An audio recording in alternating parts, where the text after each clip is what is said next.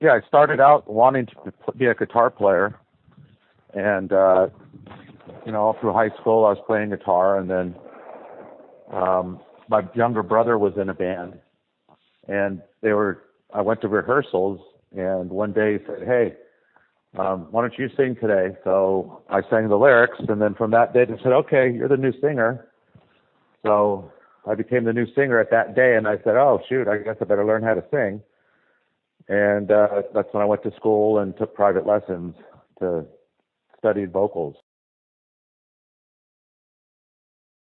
Yeah, I kind of just fell into it. It wasn't. It was the last thing I was thinking about, but I did it, and I was like, okay, I'll do it. And I just did the best I could, learning all right away. Trying to learn how to be a singer.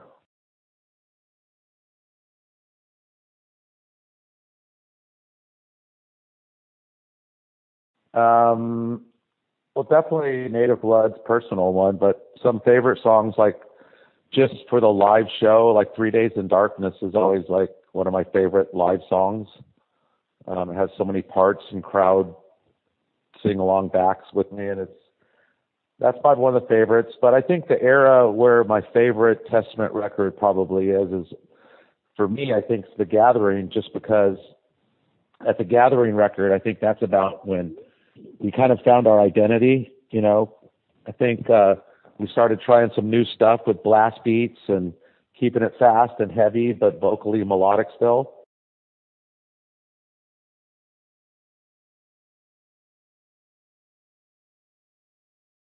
Well, I mean, I was put into the Smithsonian Institute in a display called Up Where We Belong, and it's Native Americans in pop culture. So that was a really honor to be recognized for being Native American in pop culture. Also in California here, I was actually recognized for being a Native American in the U.S. State Assembly.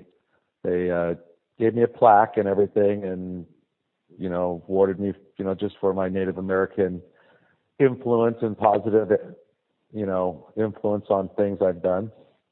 And that was very cool. It's not often you stand in front of a bunch of,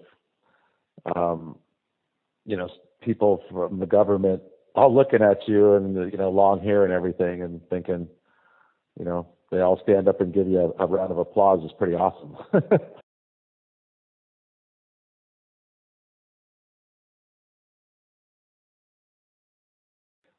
Well, for that record, we did it, just for the plain fact that we couldn't get the rights from Atlantic Records, the permission to re-release or remix the first records.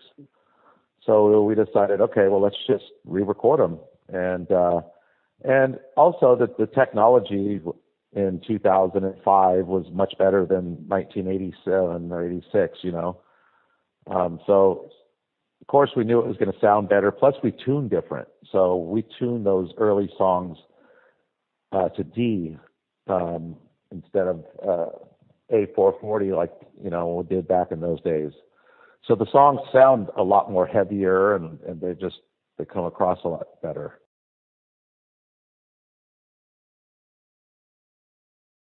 The Metal Legion started as a show at NAMM, and it was called actually Metal Masters. And it started there, and I think probably it took off from there. Once they seen how fun it was and people were enjoying it, they decided to do more things instead of just the NAMM show. So that's when they decided to call it Metal Allegiance. And at some point, Alex and Mike Portnoy and Dave Elson decided that they were going to write some songs. So they wrote all songs, and then I got a call saying, "Hey, we've got a song for you. I want you to sing." So I was invited to be a vocalist on the record as well.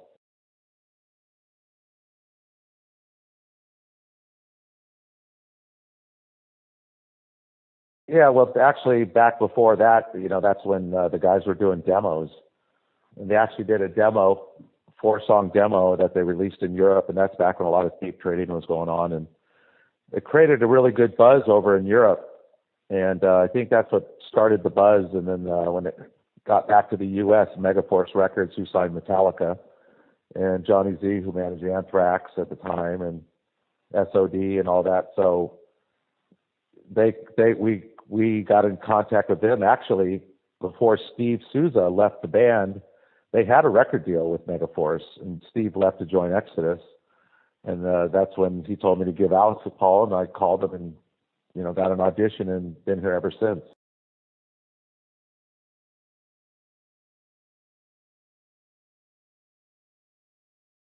Well, I don't know. I mean, it's a whole different business. I mean,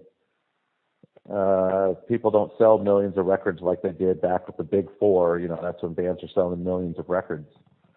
Times have changed, so it's hard to say. I think everybody at some certain level sells whatever they do at records and then pulls in as many people as they do at the live concerts.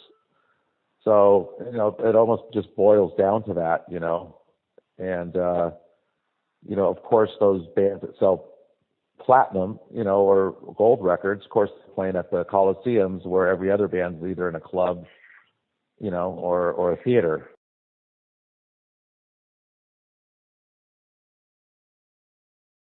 Yeah, well, actually, we wrote that song when the movie Twilight was coming out of that series, and we wrote it kind of in mind, hopefully trying to shoot to get it in the movie. It's basically a story about a vampire girl who gets bitten and is trapped in the darkness for life and never sees the sun and feels the heat of the sun ever again. And that's what kind of we were shooting to get it in there. That's why it's such a different song, especially vocally.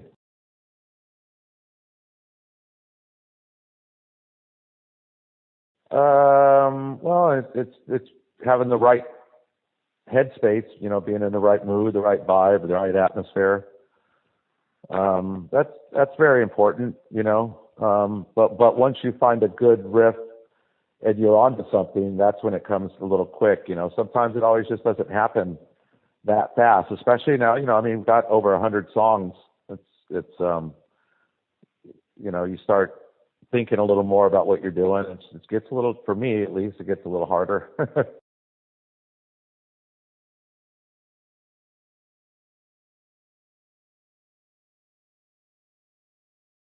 It's not. It's going to be, like I said, leading towards more of the gathering feeling, where it's a little more thrashy, blast beats, more a little bit of that. Where the Dark Roots was more, I'd say, had a lot of mid-tempo songs,